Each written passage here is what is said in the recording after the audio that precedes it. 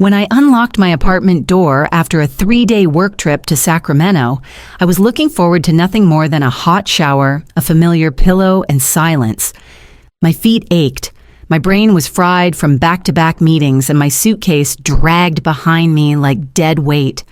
I dropped my keys into the ceramic dish by the entryway, toed off my heels, and took in the stillness of home. Then I saw it.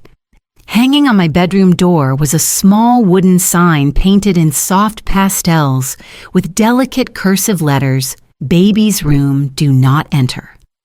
I froze. My first thought was that someone had broken in, but nothing looked disturbed. My TV was still mounted, my laptop still sitting on the kitchen counter, and my plants weren't even tilted. I walked slowly down the hall, heart pounding, and pushed open the door to my bedroom. The scent of lavender and fresh paint hit me first. My bed had been shoved against the far wall. My bookshelf was gone. In the center of the room stood a white crib with a mobile hanging above it, tiny felt animals dangling like ghosts. Where my rug used to be was now a padded baby play mat. A diaper caddy leaned neatly against my nightstand. It wasn't just an idea. Someone had started moving in. I backed out of the room and pulled out my phone, scrolling to my mother's number with shaking fingers. It rang once before she picked up. "Isolde, sweetheart," she chirped, as if I'd just called to say good morning. What happened in my apartment? "Oh," she said breezily. "Don't be dramatic. We just got a head start from Melina. The crib arrived early and it made sense to set it up while you were away. You'll thank us when you see the studio apartment we found for you. It's closer to work and has such cute windows." I couldn't find words at first. My throat had gone dry. "Wait," I said finally. "What apartment?" There was a pause on the line, the kind that fills with everything unsaid. "The one we signed you up for last week. It's all handled, honey. You don't need to worry about a thing." I hung up without saying goodbye and stared again at the sign on my door. This wasn't the first time Melina had taken something that was mine and been praised for it. Growing up, it was always Melina with the fresh dresses, the front seat, the last cookie.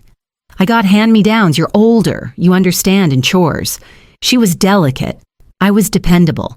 She cried, I compromised. Our parents used to say it wasn't favoritism, just knowing who needs more support. Somehow, I never qualified. By the time we were adults, I had convinced myself it didn't matter anymore. We had our own lives, our own spaces. I had built mine inch by inch, degrees, promotions, late-night budgeting, solo dinners. She'd bounced from job to job, finally settling in as a part-time receptionist at a yoga studio after marrying Jason, whose father paid for most things anyway. Then came the dinner. My mother had called it a small gathering, just the family. It was 2 weeks ago, and I had just been promoted to lead engineer on the coastal renewal project, the biggest step in my career so far. I arrived with a bottle of wine and something close to pride. But before I'd even finished my salad, Melina stood up beaming. "I'm pregnant," she said, and the room exploded. Mom sobbed. Dad popped champagne. Jason looked smug like he'd fertilized the Virgin Mary. Everyone stood to hug her. I stayed seated, my fork paused midair. I didn't even get a nod for the wine, let alone the promotion. At some point, I tried to mention it. "That's wonderful, honey," my mom said, barely glancing at me. "But isn't it perfect timing now that you'll be moving into a cozier place? You're probably relieved not to use all that space anymore." She meant my apartment. She always meant my apartment. That night, I drove home in silence, gripping the steering wheel too tightly. Now standing in my own hallway staring at a crib in my bedroom, I realized that dinner wasn't just a celebration. It was a warning I hadn't understood. I pulled out my phone and started scrolling through my call history looking for Jason's number. The next morning, I stopped by the front desk to ask if any packages had arrived while I was gone. Theo, the building concierge, looked up with a warm grin. "Congrats, by the way," he said. I blinked. "On what?" He tilted his head, slightly confused. "The baby. Your sister moving in. That's exciting stuff. She and your parents were in and out a few times this week. Super sweet, they even brought cookies. I nodded numbly, took the envelope he handed me, and walked to the elevator without another word. At the office, things weren't any better. During our lunch break, Erin from accounting sat down across from me, all smiles. "Saw your sister on Insta," she said, scrolling. The baby bump reveal was adorable. "She's so lucky to have you. Built-in housing during pregnancy." Honestly, I wish my sister loved me that much. I stared at her like she'd spoken in Morse code. "Wait. What?" "You know," she said, glancing up, "letting them stay with you until the baby comes. That's what she meant, right?" I didn't answer. I couldn't. Back at my desk, I sat staring at my inbox until the words blurred. A chat notification popped up from Jason. I hadn't messaged him since the dinner. "Jason, hey, hope the crib didn't freak you out too much. We just couldn't wait to set up.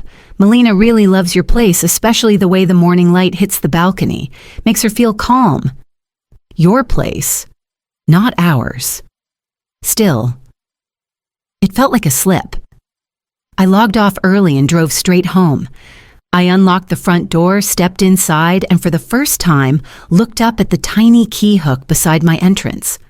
The bottom peg, usually empty, had a key ring with a pink tassel on it. I stood there for a long time staring at it, then pulled open the drawer in the entryway. Empty. My backup spare key, the one I'd left just in case of emergencies, was gone. I called my mother. She didn't pick up. I called Melina, straight to voicemail. Then I messaged Jason. "Did someone give you a key to my place?" He read it immediately but didn't reply. That evening, as I sat on the edge of my bed that had been shoved into a corner like clutter, I got a message from Melina. "Melina, did Mom not tell you we already finalized the move? It's going to be so perfect. You'll love the new place, less to clean." Less to clean. Before I could respond, another message came through, this one from a property management company I didn't recognize. The subject line read, "Lease confirmation, Unit 3C. Attached was a signed lease for a studio apartment in a neighborhood I'd never considered living in. I opened the PDF and my stomach dropped. There it was, my name, my email, my supposed signature at the bottom. I never signed this. I never even saw this. The unit was half the size of my current place. No guest room, no space for an office. It was the kind of place you rented when you were 20 and desperate, not mid-30s, with a career and hard-earned peace. I called my mother immediately.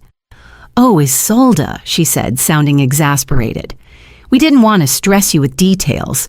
We've already paid the deposit. You're always so busy.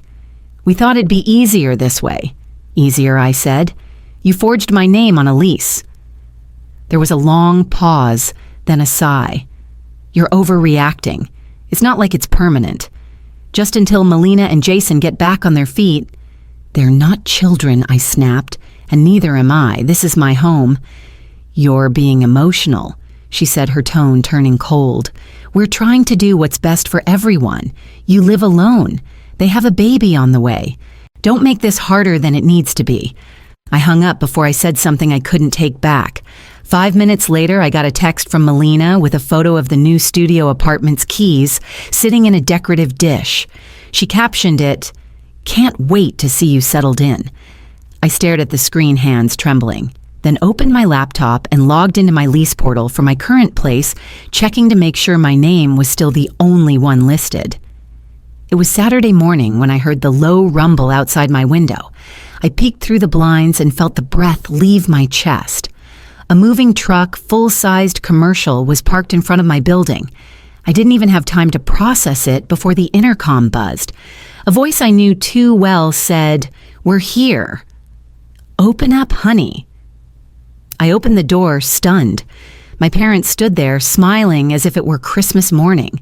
Behind them, Jason stepped out of his SUV, and Melina waddled slowly up the path, with one hand on her stomach and the other carrying a reusable coffee cup. "You'll be settled by dinner time," my mom chirped as she stepped past me into the apartment. "What are you talking about?" I said, blocking the threshold. She waved a small book in my face. I brought swatches. We're thinking soft sage or maybe blush for the nursery. Something gender neutral but warm. My father brushed by on her heels, already opening drawers in the kitchen and stacking plates like he was prepping for a garage sale. We'll take only the essentials, he said. The studio comes furnished. I stood frozen in my own doorway. Jason entered last, holding a wooden rocking chair. Without asking, he placed it gently beside my sofa. I had this shipped last week, he said. Melina's always dreamed of having a chair like this for feedings. Melina moved toward my hallway as if it belonged to her. I want to see how the sunlight hits the second bedroom. That's where the crib will go, right? No, I said. My voice cracked, but I said it again louder. No. Get out, all of you. My mom looked hurt. Don't be like this. You're making it uncomfortable for everyone. I wanted to scream, but the words tangled in my throat. I backed away from them, grabbed my phone off the counter, and locked myself in the bathroom. I didn't cry. I just stood there listening to the sound of boxes being taped shut and furniture dragged across the floor. Then I dialed 911. I emerged from the bathroom to find my father hauling a box labeled office out the front door. My bookshelf was gone. My desk chair had disappeared. The framed diplomas that once hung on the hallway wall were stacked on the floor like yard sale leftovers. Stop, I said, voice shaking. Please, just stop. No one did. Melina wandered into my bedroom talking to Jason about how she wanted blackout curtains for the baby's naps. My mother was on her knees in the hallway closet sorting through my coats. My father walked back in with an armful of packing paper. I told them again, then shouted. I said this wasn't legal, that it was my home, that I hadn't agreed to anything. We're trying to help you, my mother said, annoyed. Why are you making this so difficult? I walked into the kitchen, gripped the counter with both hands, and dialed 911. The dispatcher was calm. She asked if I was in immediate danger.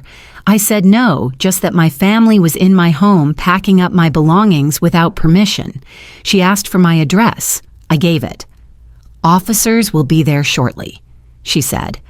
20 minutes later, 2 uniformed officers knocked on my door.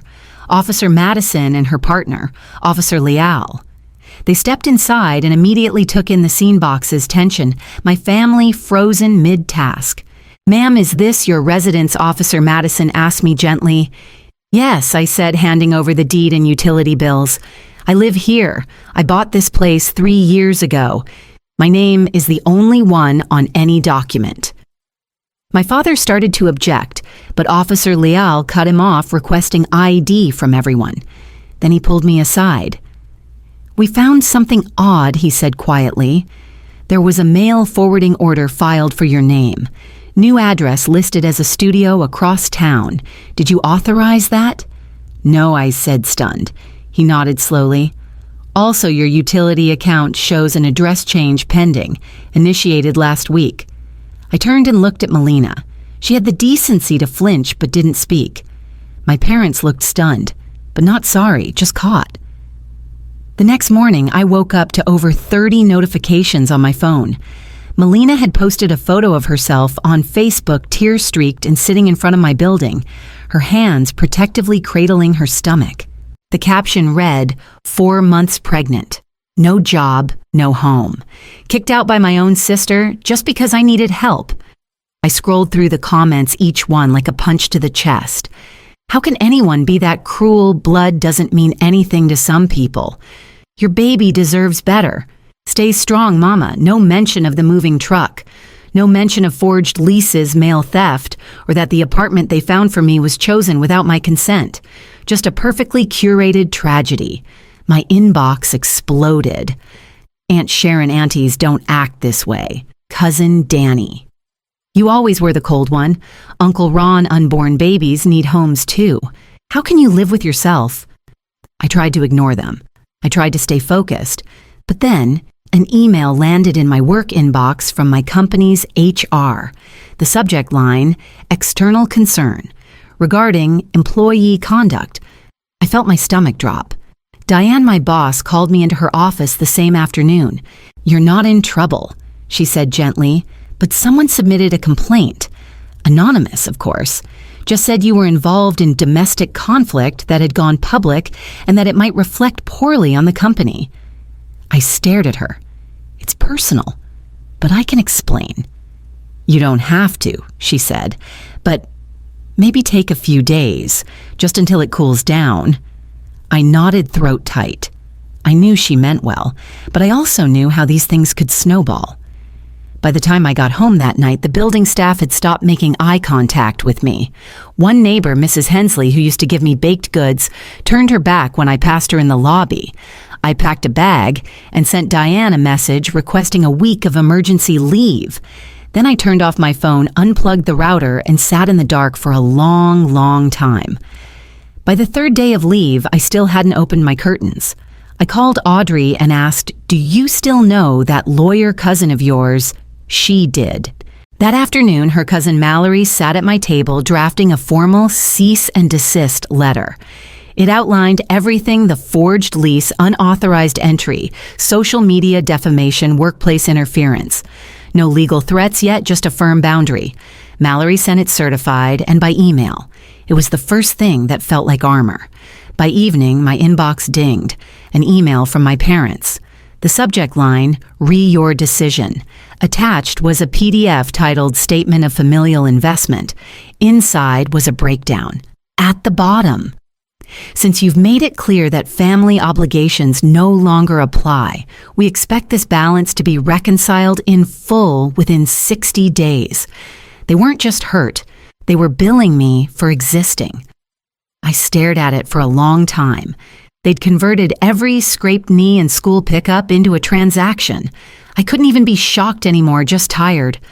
I forwarded the email to Mallory without comment and poured a glass of wine I didn't finish. This wasn't about money. It was a warning if I wouldn't play the role of grateful, sacrificing daughter, they'd recast me as a debtor, a liability. I went to bed wondering how far they'd go next. The answer came the following morning when I opened a Zillow alert I hadn't expected.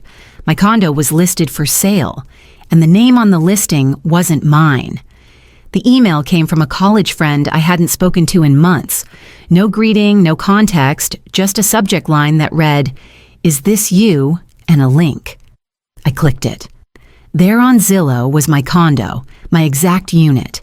Photos clearly taken recently showing my furniture, my rugs, even the paint sample Melina had taped to the wall weeks ago. But what stopped my breath was the listing agent name, Melina R. Marin. I stared at the page until my eyes blurred. Then I refreshed it. Still there. I called Mallory. By noon, she'd confirmed it was a fraudulent listing, but it had been submitted with what appeared to be scanned documentation, including a power of attorney form naming Melina as my legal representative. The notary's signature was fake. I sat in stunned silence as Mallory read the fine print aloud. "She's trying to sell your condo," she said, "with forged legal documents. This isn't petty anymore, it's criminal. I filed a formal complaint with both Zillow and the local real estate board.